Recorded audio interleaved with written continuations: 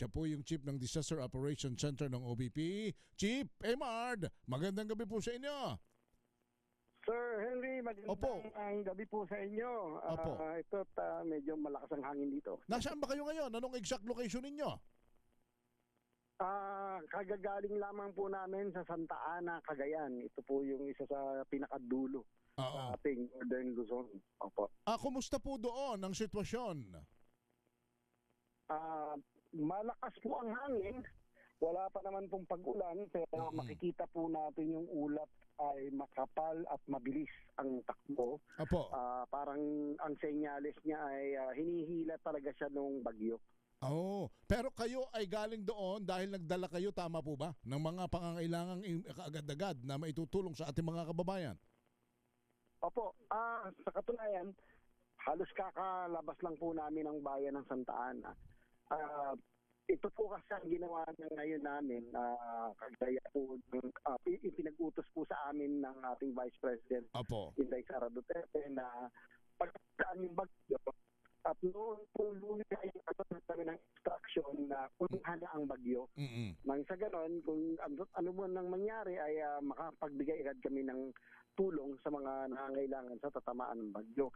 Inalerto po namin, Sir Henry, ang tatlong satellite offices. Ito po yung nasa Bicol, yun pong Eastern Visayas Satellite Office natin na Roman, at yun pong Isabela Satellite Office naman po. At kami naman po sa route ng Disaster Operation Center, pinili namin na puntahan ang Cagayan Valley nga po. Lahat ng ating satellite offices ay nakahanda rin. Ngayon, sa pagbiyahe po namin, nung pagpasok ng Bagyong Inday sa ating Philippine Area of Responsibility, kami rin po ay patungo na agad ng Cagayan. Kaya ito nga po, nauna kami dun sa bagyo. Sa magandang panahon pa kami tumama. At nung aming na-discover, pagdating po namin dito, ang meron na po palang apektado, bagamat hindi pa tumatama ang bagyo sa lugar na to. Yun po palang ating mga mangingisda, Sir Henry. Magmula pala nung itinaas ang gale warning, hindi na sila nakapalaot at apektado na yung kanilang pangangailangan sa pang-araw-araw. Mabuti nakaparian agad kayo. O nga po, yun po, napaka-timing nung utos po ng ating Vice President Sara Duterte.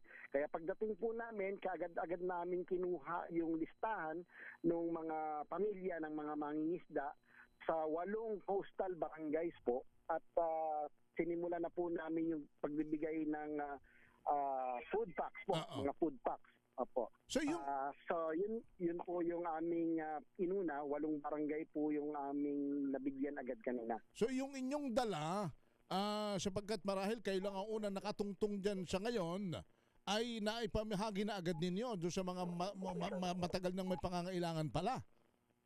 Opo, parang magmula po noong Martes pa lang naitaas na ang gale warning. Kaya hindi na ho nakapalaot ang mga maliliit na mga bangka.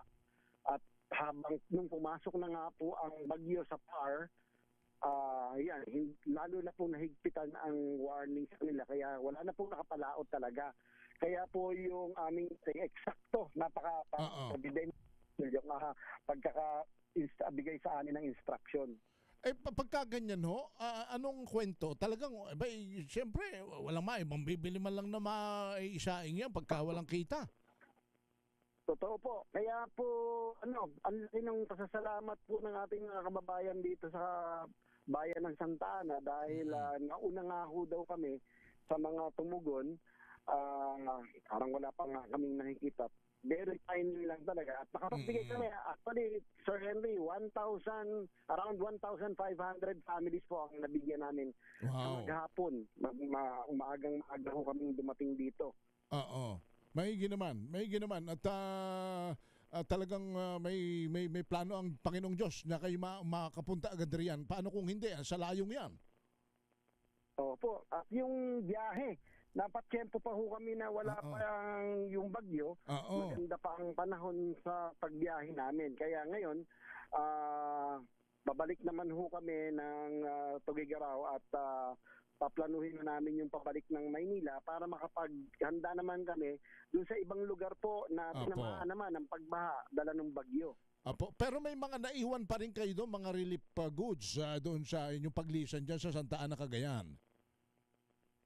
Yun pong pinamigay namin, yung pong dala-dala namin, pinamigay na po namin yan lahat. Apo, Pero meron pa po kaming mga nakahanda dito po sa ating satellite office sa Isabela. Kasi kung galing po ng Isabela, medyo malapit-lapit na po yun. So yun na po yung magdadagdag kung kinakailangan, kung kinakailangan bumalik dito sa lugar po ng Cagayan, yun po satellite office na po ng Isabela ang tutugon doon. Ayun. Yun pong Disaster Operations Center team, tutungo naman po ito sa ibang lugar na makukuhaan natin ng mga data na medyo mataas yung bilang ng mga nangangailangan na hindi pa nakakatanggap. Yun naman po ang ating pupuntahan. So, maigi nalinaw ninyo, baka yung mga taga Santa Ana ay nagtatanong ngayon, kung babalik pa kayo, kung hindi man kayo makabalik, yung inyong opisina, satellite office sa Isabela, yun ang tutugon sa pangangailangan kung sakaling sila yung mga ilangan uli. Opo. Yan po kasing ating satellite office sa Isabela nakabase. Ang pangalan po niyan ay Cagayan Valley Satellite Office. Ito po ay may jurisdiction or area of responsibility na nakakasakop din po sa sa probinsya po ng Cagayan. Opo. Okay. So, mga kababayan diyan sa Isabela, sa Cagayan, huwag kayong mag-alala. Hindi ho pababayaan yan ng Office of the Vice President.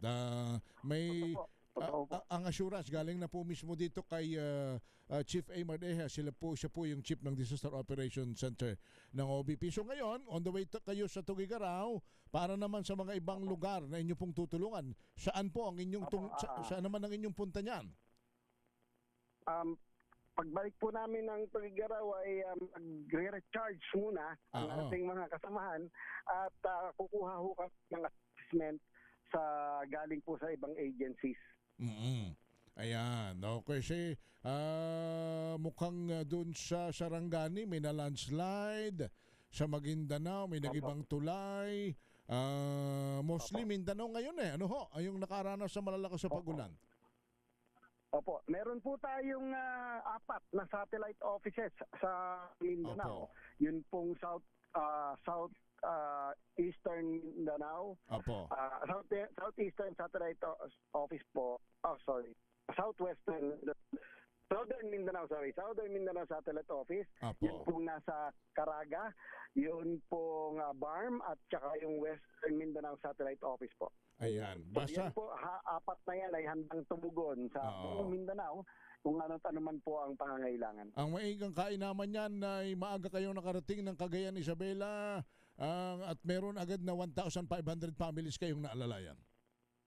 Opo, pinagpapasalamat din po namin ang nakarating po kami sa tamang panahon, sa tamang oras. Oo nga. Sa mabilis na parang si BP Inday ay inutusan agad kayo na unahan na ninyo si Bagyong Inday.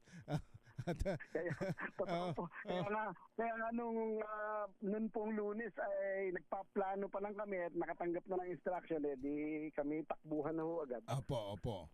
Ayan. Yung mga nagtatanong po, yung ating pangalawang Pangulo po ang kanyang iniintindi ay yung pong pagpaplano kung paano makatutulong na mabilisan. At yan nga ang bunga. Nakarating agad po ng Isabela at Cagayan yung team at sa hindi inaasahan may mga mangingisda na pala doong nahihirapan na. Mabuti nakadiretso agad kayo ron. Opo, sa kabila ng mga kinakaharap natin, ito pa rin ang ating Vice President at ang kanyang opisina na tumutulong po. Opo. In fact, yung mga magsasaka rin doon na palagay ko, Asek, pag may pagkakataon, babalikan din ninyo sapagkat sa sobrang tagtuyot naman ay maaaring meron din silang hirap na pinagdadaanan Opo. Totoo po. Actually, dito po sa Cagayan, sabi nga nila, pinagpapasalamat sana nila yung pag-ulan. Wag lang po yung bagyo. Dahil pag makikita po natin talagang yung epekto ng El Nino dito sa probinsya ng Cagayan. Alright. Sige. So Asek, Chief, salamat sa inyo. Mag-ingat po kayo. Maraming salamat po, Sir Henry, sa pagpapaunlak po ninyo sa interview ito at naka-invita po natin sa mga taga Cagayan na nandito po ang Office of the Vice President na Alright. tumugon sa pangangailangan po nila. Thank you. Salamat po. Si Chief A. Deja ng Disaster Operations Center ng Office of the Vice President.